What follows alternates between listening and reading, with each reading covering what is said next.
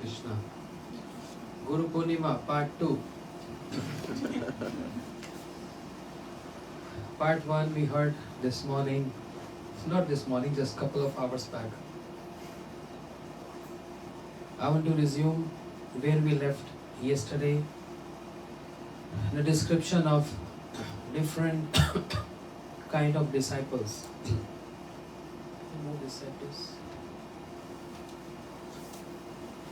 So disciple in a mode of ignorance, mode of passion, mode of goodness. We heard yesterday about two disciples. What two disciples? Ignorant. Example?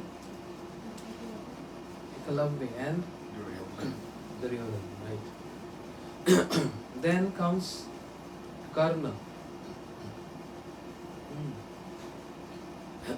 Also in India, people appreciate Karna so much because he was Danavir. Yeah? Danavir means he is very generous, a donor. No doubt, Karna was a big donor. He never ever sent anyone empty hand, whoever approached him for anything. It happened so at the end of Mahabharata, when Arjun shot an arrow on Karna and he was just about to die. There was so many stories in many Puranas, so this is one of that. So Krishna got little emotional. And Arjun started doubting Krishna. My son, Arjun's son,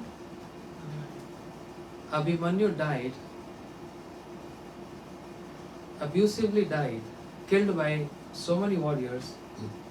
You never got so emotional. Why with Karna? Krishna said, Arjun, because he's a big donor. Arjun laughed. I can't believe this. Krishna said, let's go. I want to make you see the identity of Karna. So they both disguised as like ordinary villagers. And they came to Karna and said, Oh Maharaj Karna, you are in this state?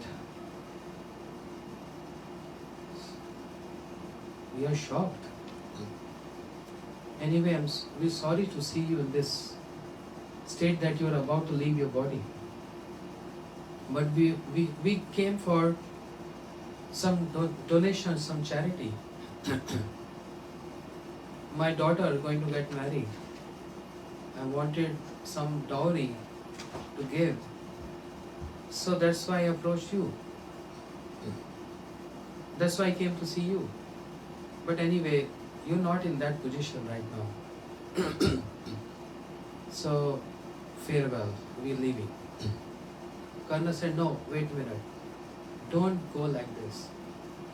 I never ever send anyone empty handed.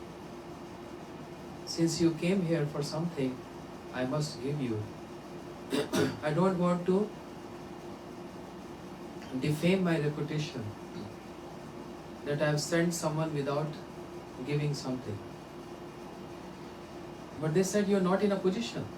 You don't have anything now left. Karna said, I have. Enough for your daughter's wedding. Karna said, I have one gold tooth. So kindly help me do a favor. Bring that big rock and throw on my face. Because anyway I'm dying. What is the use of my body? And when I'm dying, you throw the rock on my face, you can very easily get that golden tooth. You sell in the market, that's enough, precious enough to give so much dowry for your daughter's wedding. They said, no, we can't do this. It's offensive. A person is dying and we are instrument of his A death? We are leaving. Karna said, no, no, no, don't. Okay, then, if you can't throw this rock on my face, at least drag my body towards the rock. I will help myself. They said, we can't do either.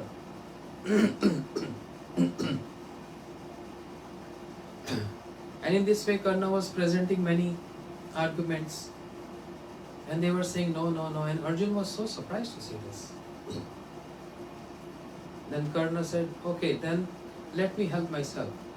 And he was crawling like a snake towards the rock in so much pain that he was about to die. And he about to hit his face on the rock, and Krishna said, wait, no, you don't have to do this. I'm Krishna, he's Arjun. We are here to check on you. And in this way, further many things happen. But the point is, that's why these stories are there and people believe, and watching Mahabharata on TV, they think Karna is very generous and very good personality. Whereas no, he was a demon. Sahasrakocha, who had 1,000 earrings and 1,000 shield on his body. Big story.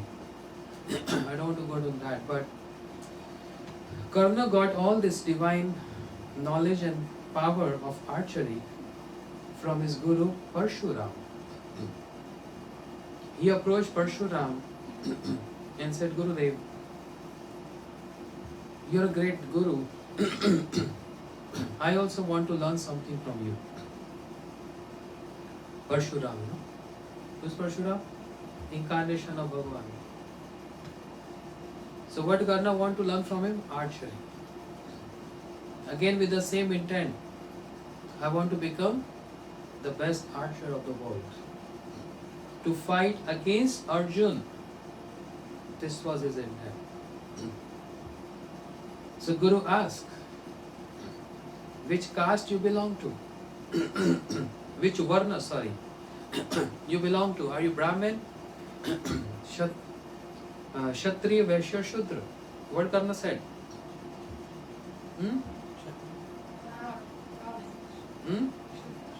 Shudra. You're reading Mahabharata. You come across? What Karna said? Shudra. Shudra. Yeah. Yeah. Not Kshatriya. I'm Shudra. So Parshuram, according to what Shudra can hold and understand, so many people blame why there was so much partiality between Brahmins and Kshatriyas. It's not about bias and partiality, it's about Brahmins, one who born in Brahmin family, out of the samskar, he has some nature. And Kshatriya, a person born in a Kshatriya family, by default has some passion nature. So every varna has nature. So education is given according to one's varna to maintain balance in the society. Understand? So Karna was given education, this learning lessons by Parshuram. I thought he said that he was a Brahmin. Brahmin?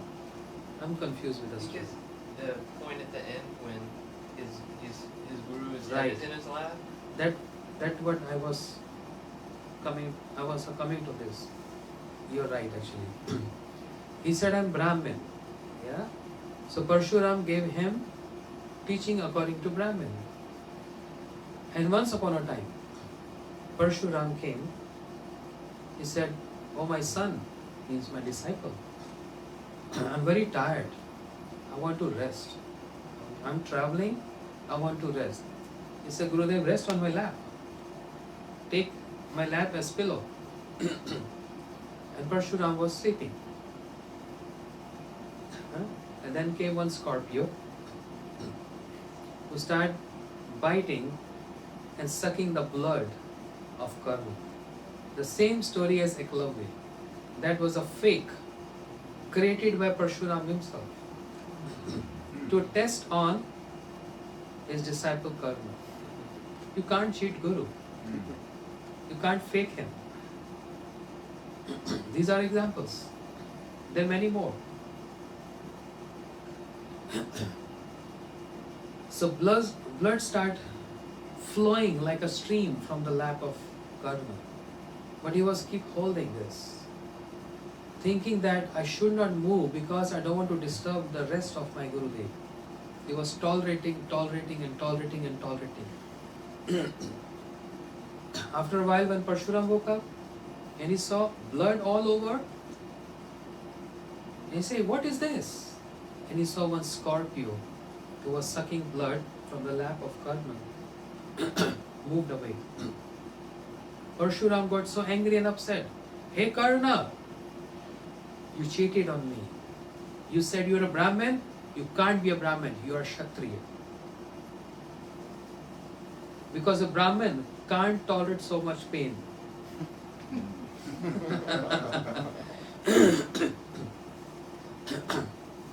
Brahmin can do many austerities. That's very, what do you say, natural, inherent in them. They can do fasting, austerities, yajnas, but they can't tolerate pain. And Kshatriyas, they're very immune to tolerate all kind of pains. So he said, "You are Kshatriya and you cheated on me. So I curse you. I taught you so much. And when you required all these teachings, it will go in vain. I mean, it will all get destroyed. You will forget everything." That was a curse. So Srila Gurudev described this is disciple in Rajoguna, passion, who cheat on Guru, again, not for Krishna Bhakti, but for some external reasons, some other qualities to grasp on. Again, Karna wanted to get famous and popular. It's all about name and fame. And this is true. Many disciples, they want to serve in proximity with Shri Guru only to get popular and famous and to want to become Guru. To want to become Guru. There are many like this. It's very difficult to detect this because only those who have subtle vision, they can easily see this. Those who are in gross vision, they will say, "Oh, he's so close to Guru, he's so close, he's serving day and night." But why he's close, that intent needs to be known. Closeness is there, proximity is there, but what is the intent behind that closeness? Who can see this? Only subtle vision people. Gross vision people, they can't see this. They're not qualified to see this. But anyone who is in subtle vision and with maturity, immediately detect. So, this is another example. To stay with Guru, to learn from him, just to become a Guru or become popular. Disciple in the mode of goodness, Bhishma. Who was Guru of Bhishma? Parshuram. Parshuram. All the stories from Mahabharata. And he has done PhD in Mahabharata.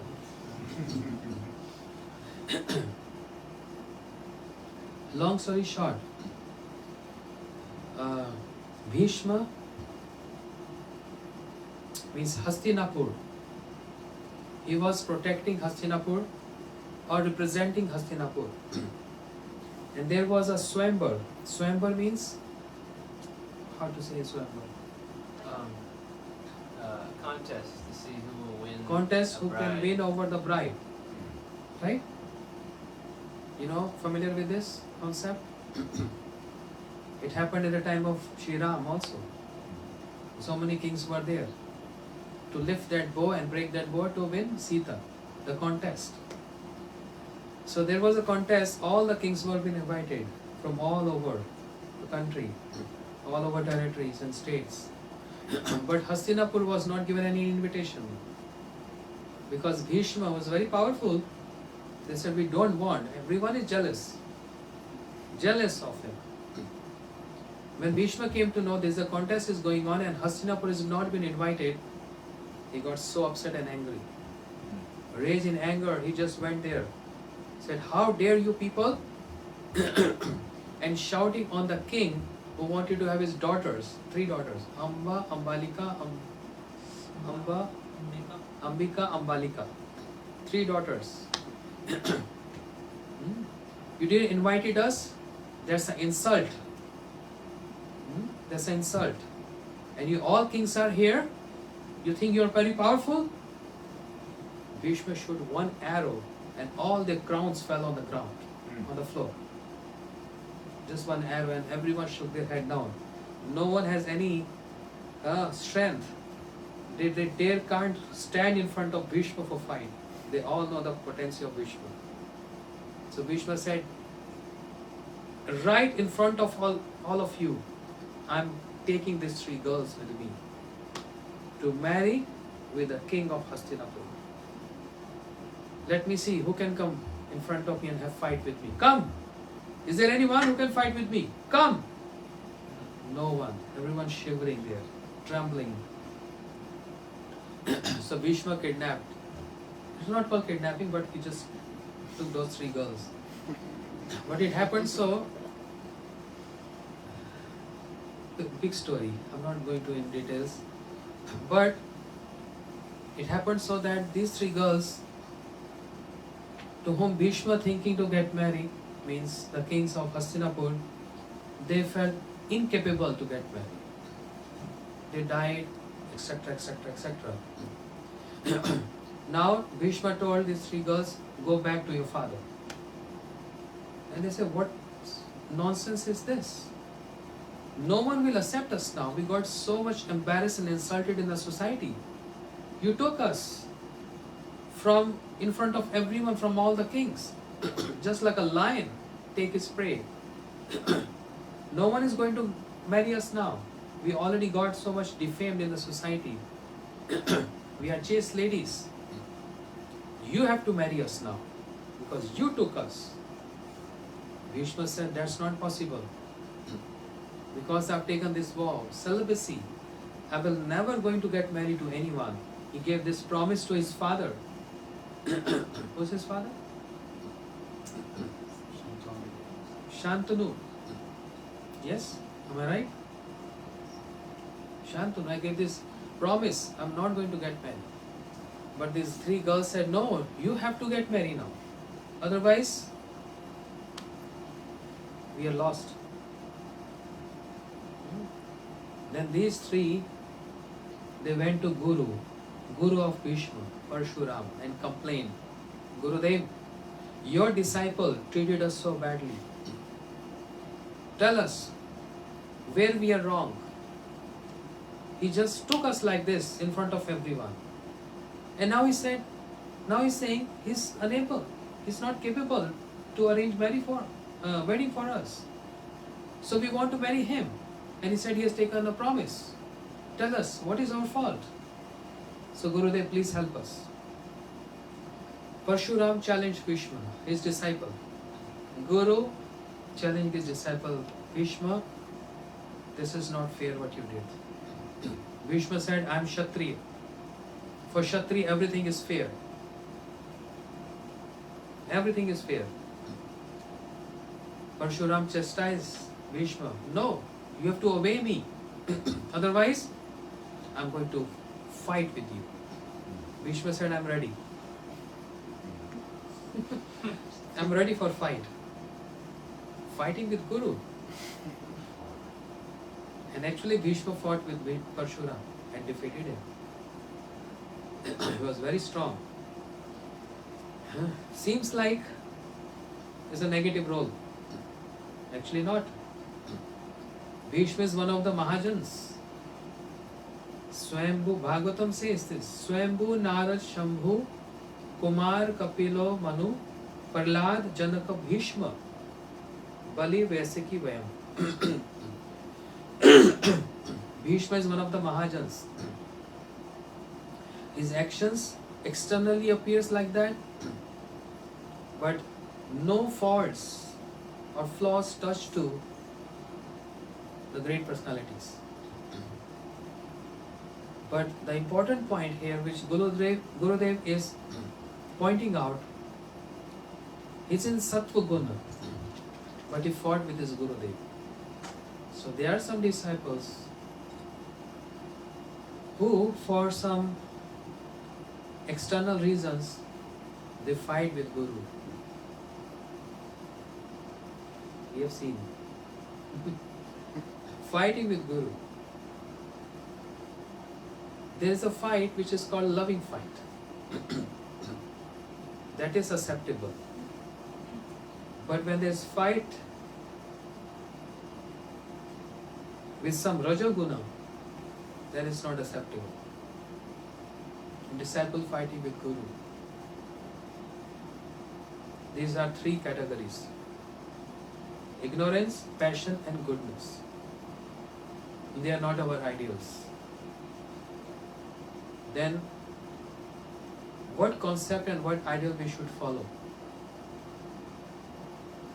The best example of disciple is Shri Ishwar Puri Path, Gurudev Shri Chaitanya Mahaprabhu, who served his Guru Maharaj, Shri Madhavendra Puri, in his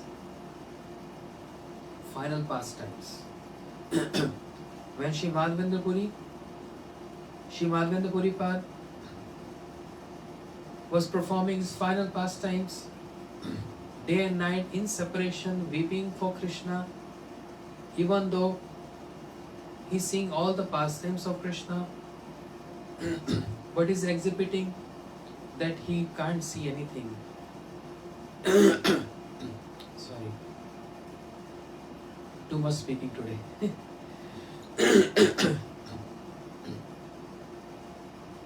Showing that I'm not having darshan of Krishna.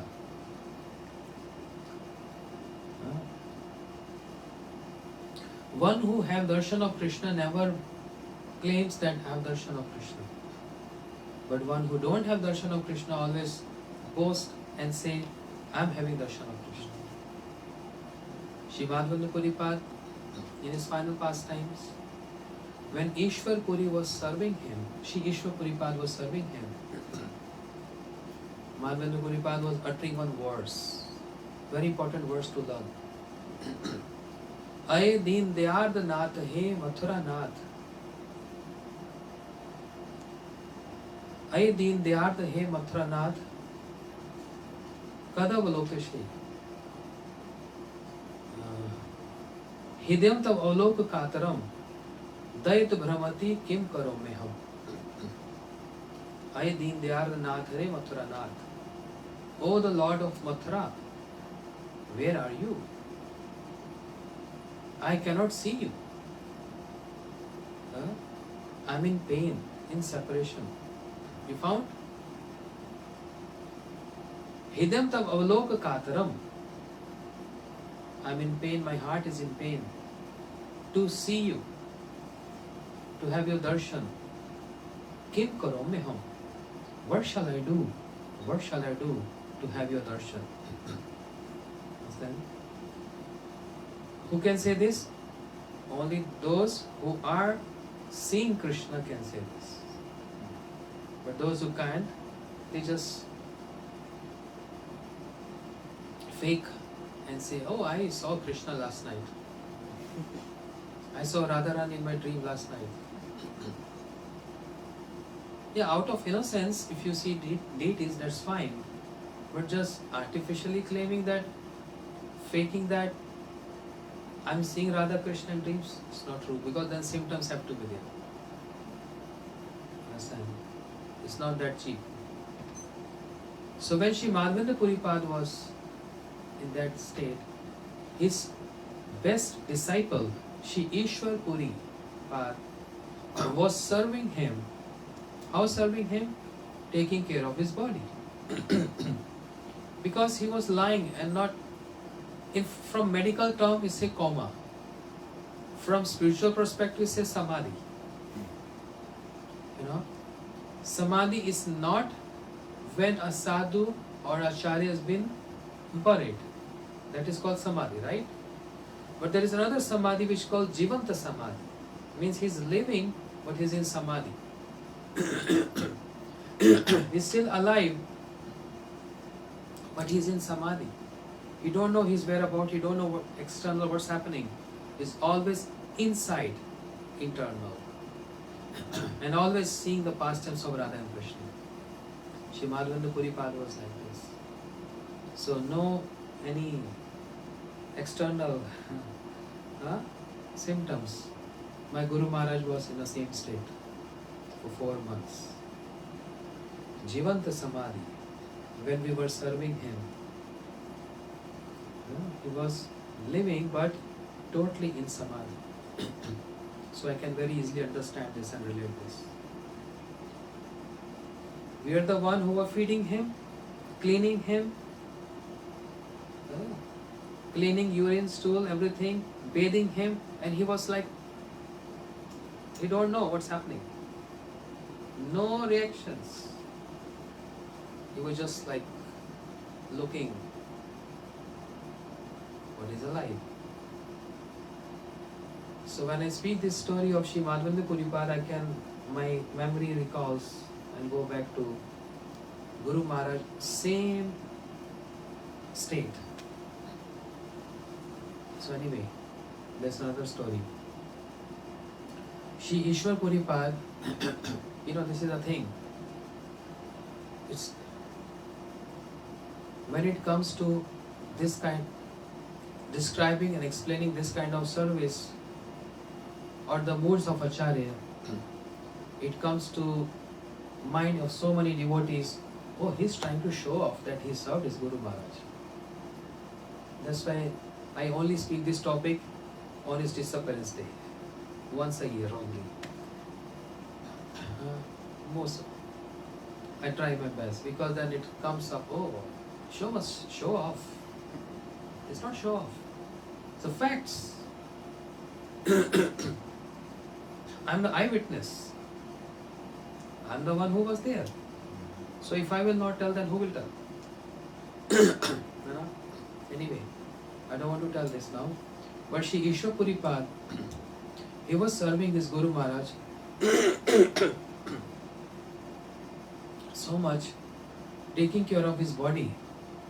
But not only that, was also taking care of his emotions.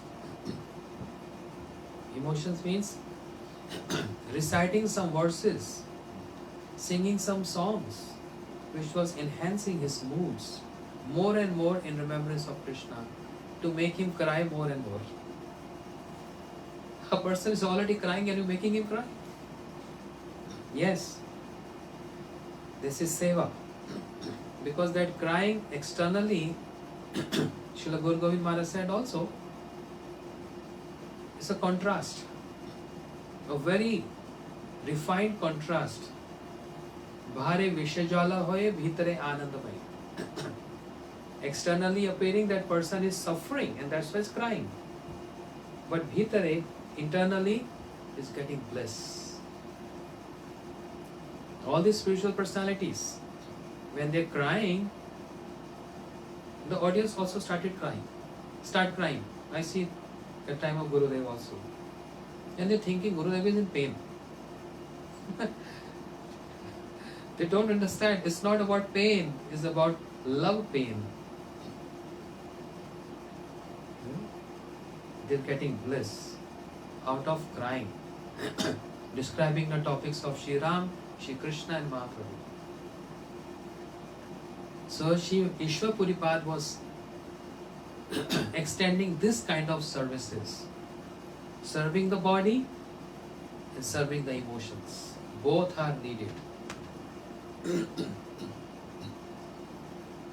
How you can serve your Guru Maharaj?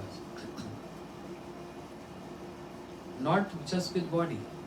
Washing his clothes, ironing clothes, cooking, giving prasadam, Not only that, but serving the emotions. That comes after a certain point of attachment.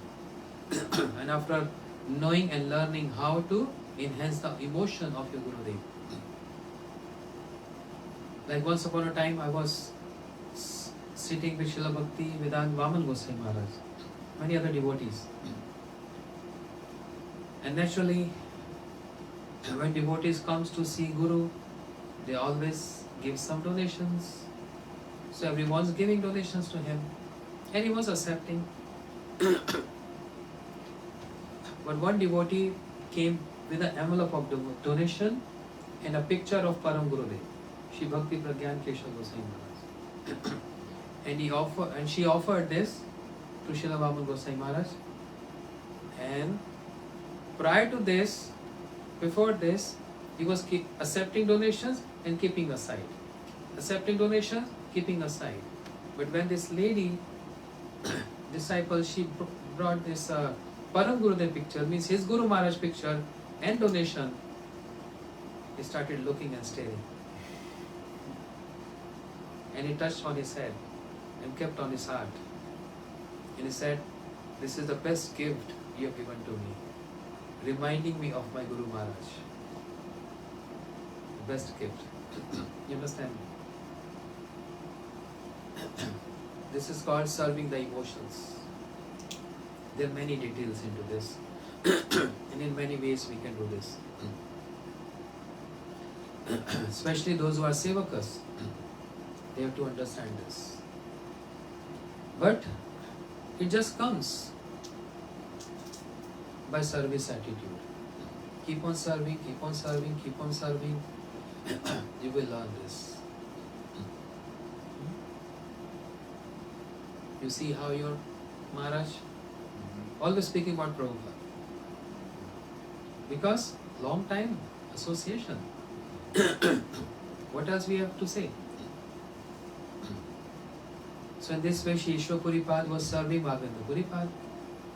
Then another disciple came, whose name was Ramchandra Kamukaraj. And he said, "Gurudev," pointing out to him, "Why are you crying so much? You are Guru. You're teaching us to always be happy and blissful. What you are showing to us by crying and weeping? Always remember Brahm, impersonal Brahm, and be always happy." That spoiled entire mood of Shri Madhavendra Puripad Guru. You know, he was in such high position, and with these words brought him from there to there. Just totally ruined everything. And Shri Madhavendra Puripad rejected him. "Go away from here. I don't want to see your face." Rejection. Understand? Story of one guru and two disciples. One disciple is serving with life and soul, with his heart, with everything, serving body, serving emotions, everything. The other disciple, Ramchandra Puri, is what he calls bossing on his Gurudev and correcting him. What is the point of crying? Always stay happy and blissful. Rejection. Get lost. And in this way, after a while, Shri Madhavendra Puripad, he left his body. He disappeared from this planet, external vision. Then Shri Chaitanya Mahaprabhu, he came to Gaya, a place, Gaya, and he saw Shri Ishwar Puripad there. He got his association there and accepted him as his Gurudev. Why? Shri Mahaprabhu, who is Bhagwan, is Krishna. Why he accepted Ishwar Puripad personality as his Guru Maharaj? ईश्वपुरी के धन्या करी लेना श्री चैतन्य जगत गुरु गौर महाप्रभु. Shri Mahaprabhu, who is Jagat Guru, means he is the Lord of all Lords. He is not incarnation, he is a source of incarnation. He accepted Ishwapuri Pad as his Guru Maharaj because of his services towards his Guru Maharaj. Understand? Even the Lord himself accepted initiation from Ishwapuri Pad because Ishwapuri Pad served Malvendra Puri Pad so much.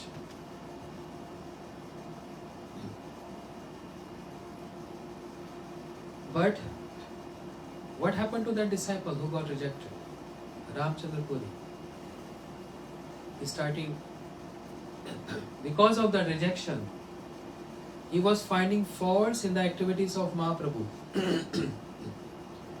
Everyone is glorifying, praising, serving Mahaprabhu, dancing and singing with him and getting so much bliss. But Ramchandra Puri is seeing faults in everything. This vision of faults in every Vaishnava. And not in everyone, even to Mahaprabhu. There are also some personalities like this, who only want to see faults of others, not the good in others. That's the vision they have. Even the fault in their Guru, or the fault in Guru means fault in the conception of their Guru. Amazing personalities. Very interesting. There are some personalities like this too. So Ramchandra Puri, he invited Mahaprabhu, intentionally invited Mahaprabhu at home for prasadam because he wanted to seek faults in him with that intent. And he cooked, he served Mahaprabhu. Mahaprabhu said, no, enough, I am done. But he put 3 times more in the plate of Mahaprabhu. And Mahaprabhu's principle is, I don't want to leave any leftovers. So he kept on eating and finished it. When Mahaprabhu finished the prasadam, Ramchandra Puri started criticizing Mahaprabhu. Criticizing. What kind of sannyasi you are? If you are eating so much, how are you going to control your senses? And Mahaprabhu just looking at him, never raised a voice and never speak anything. Just quiet. Not a single word to. And he just left like this. Okay, keep on criticizing me. Shri Ramchandra Puri Ramchandra Puri is thinking, he didn't react it at all. I must invite him again. So again, he invited. And Mahaprabhu accepted because Mahaprabhu cannot be biased to anyone. He was getting invitations from so many grasthas. And sannyasi cannot say no to anyone. If no, then no for everyone. You can't be biased. And he was getting invites every day. Every day. Many funny stories about this. Pastimes, I mean. When Mahaprabhu got tired of every day eating, one day he announced, I'm only going to eat from that householder who is Lakpati, means millionaire. But Grasthas are not that rich. The devotees of Mahaprabhu, they were surprised. How can Mahaprabhu can say this? Mahaprabhu said, millionaire means one who chant 64 rounds a day. I'm only going to eat from those grasthas. Everyone started chanting 64 rounds. And he was getting invitations every single day. So again Ramchandra Puri invited him. And this time Mahaprabhu was very cautious. Right in the first serving he said, no, enough. This is enough for me. I don't want him to criticize me. And on this, Again Ramchandra Puri criticized him. What is this? You're not even eating enough? How are you going to maintain your body? This is called dry renunciation. You will not get Krishna like this with dry renunciation. Mahaprabhu kept quiet. Not a word against him. If I'm eating so much, then it's a problem. If I'm not eating, that's a problem. Because of his offense towards his Gurudev, not understanding his moods. And the consequence of that offense is that he's starting finding faults in Bhagwan, in Lord himself. But amazing thing here, our lesson here is, Mahaprabhu corrected many devotees in his pastime. You see Chaitanya Charitamrita, Chota Haridas, King Pratap, many devotees, many examples. Mahaprabhu is always correcting devotees. This is wrong, this is wrong, this is wrong. But why not correcting him? Why not corrected him that, hey, listen, this is wrong. You're doing offense to a sannyasi. Don't do this. Mahaprabhu didn't spoke a single word to correct him. Because Mahaprabhu didn't want to shower blessing on him. If one single word of chastisement would have been there, he immediately got released from all the offenses. And Mahaprabhu didn't wanted this. Because of only one point. And that is, he offended his Gurudev. How severe offense is that? Mahaprabhu can excuse every other faults, every other sin. But offending Shri Guru and taking him as an ordinary human being, this is what Ramchandra Puri was taking. Gurudev, why are you crying and weeping? Mahaprabhu cannot tolerate this. Therefore he kept quiet means keeping quietness and not saying a word is actually chastisement.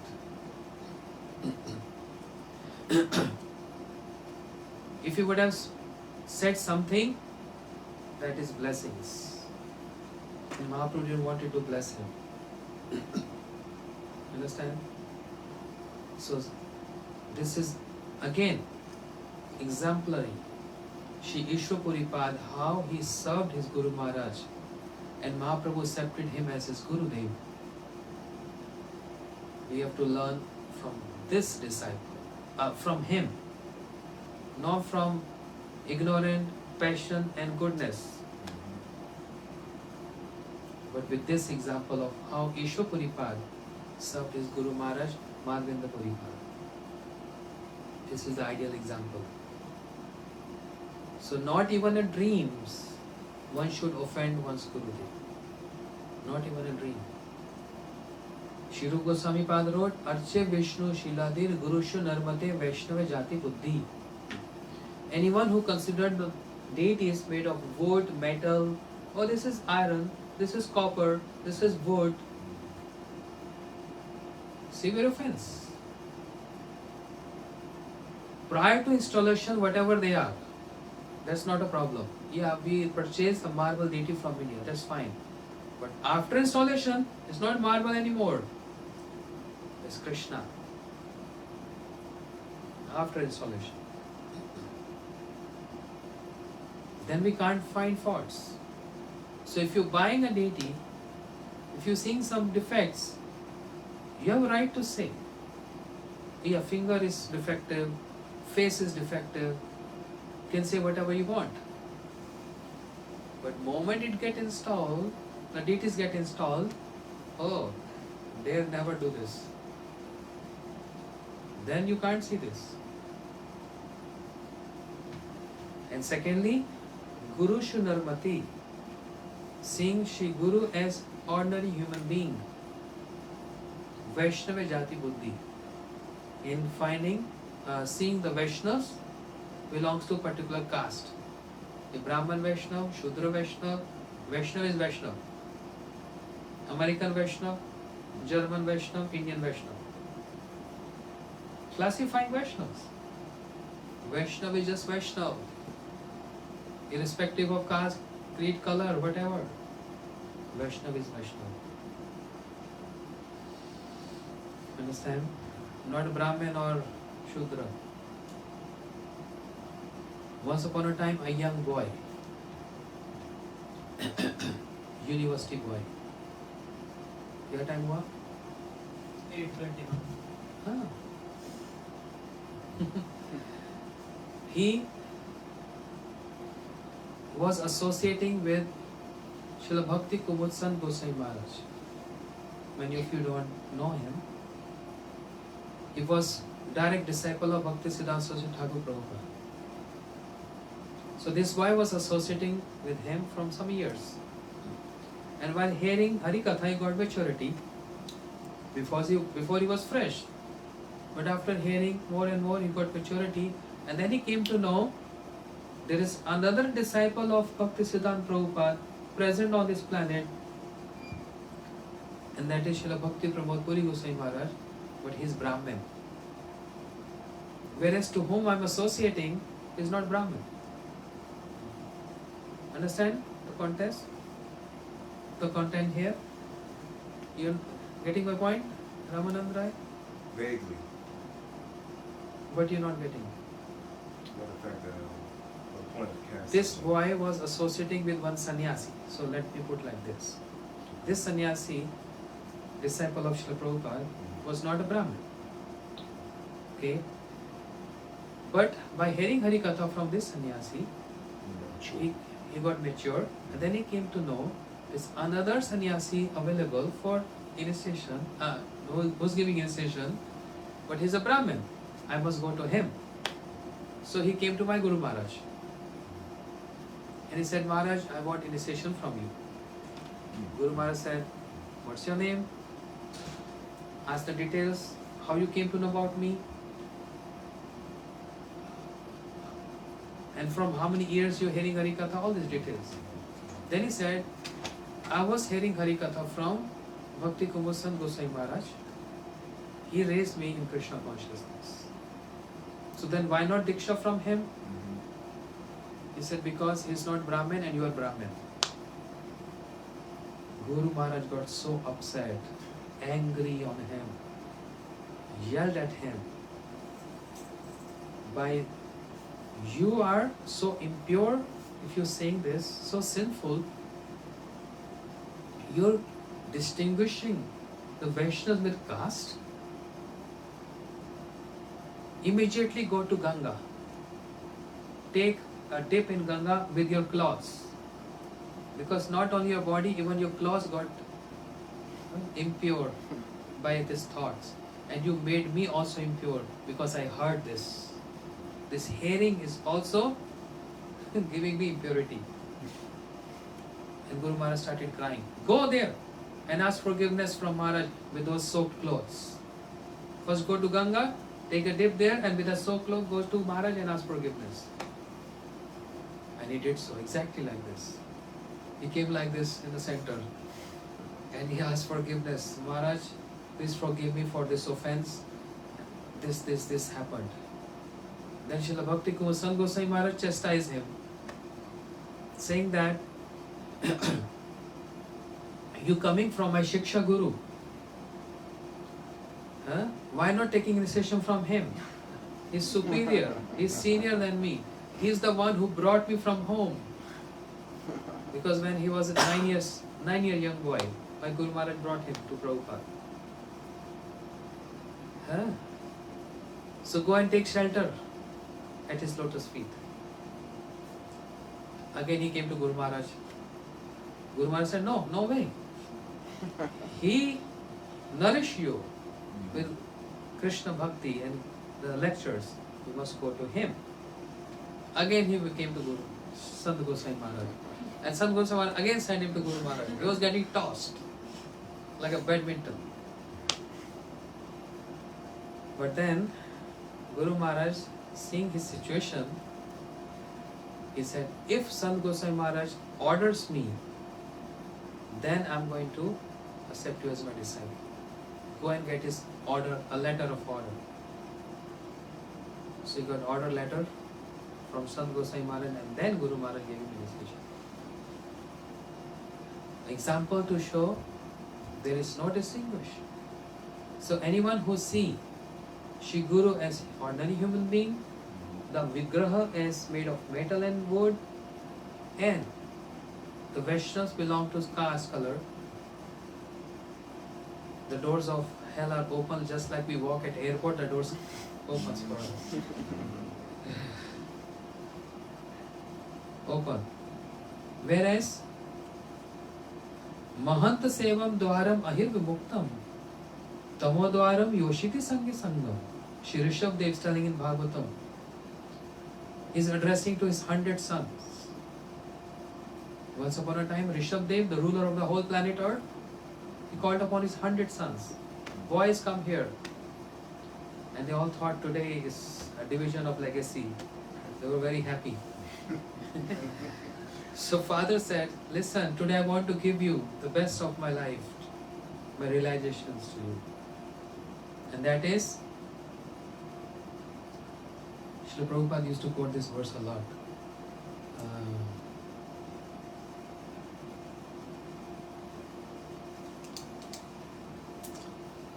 What? Ved bhujam ye. Sorbet Varahist.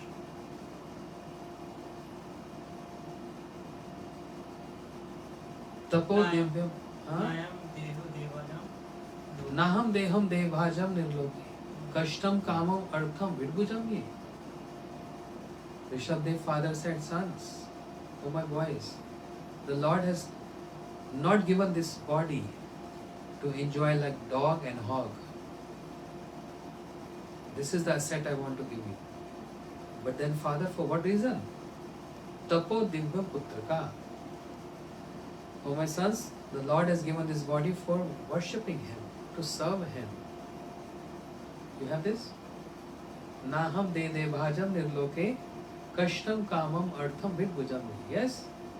Tapo divyam putraka. This side? No, it's It's not.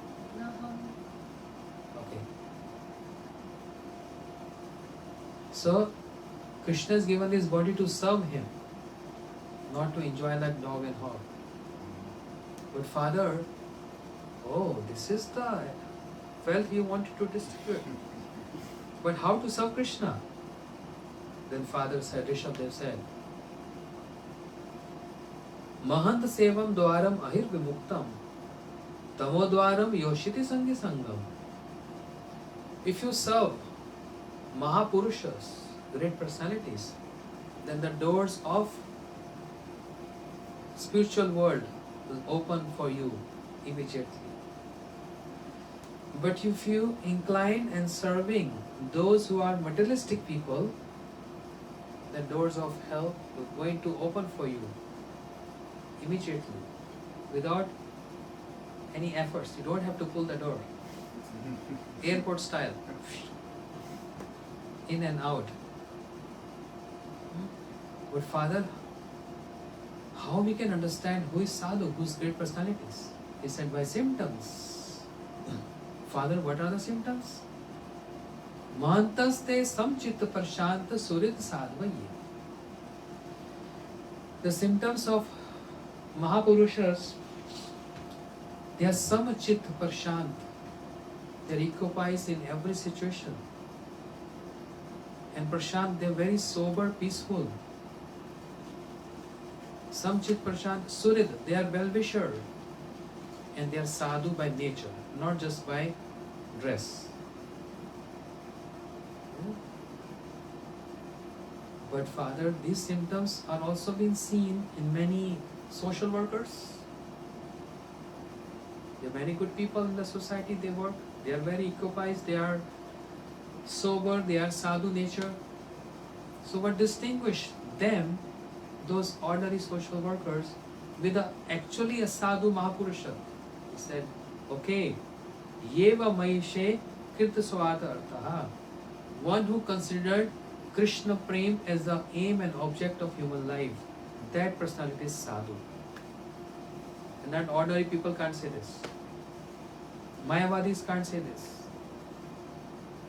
There are many bhaktas, even they don't know this. But if anyone's saying this, there's a test on the sadhu.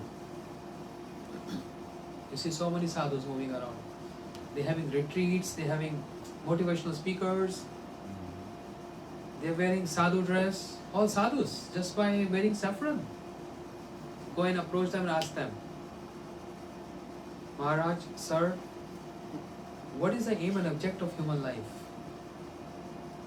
You may get different answers.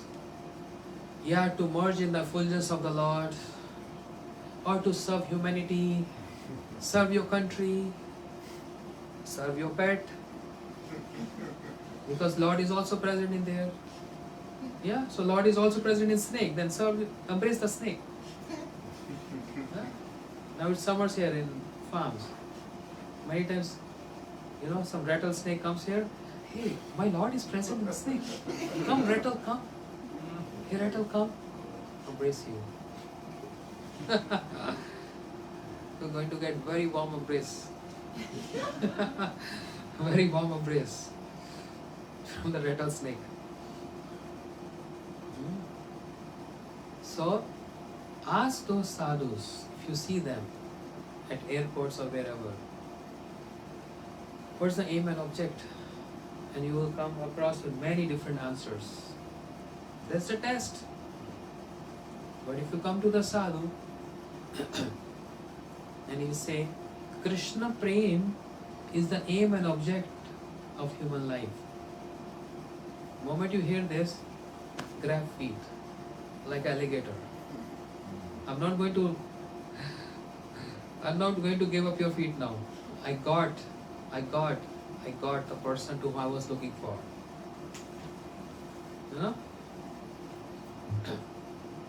I recall one story when I was in high school. Just randomly, I went to visit one of my cousin.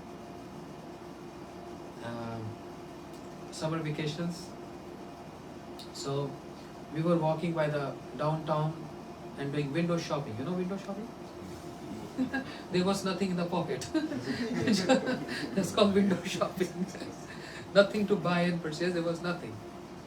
So I was walking by and I saw one bookstore, and I started reading the titles, this. And my eyes struck to one book, and the title of the book was Many Gurus from India. And I was watching, what? Very interesting. And I was already chanting. I was a visiting member of ISKCON, heard about Srila Prabhupada, his documentary, all this. So I was into Krishna consciousness a little bit, like a newcomer.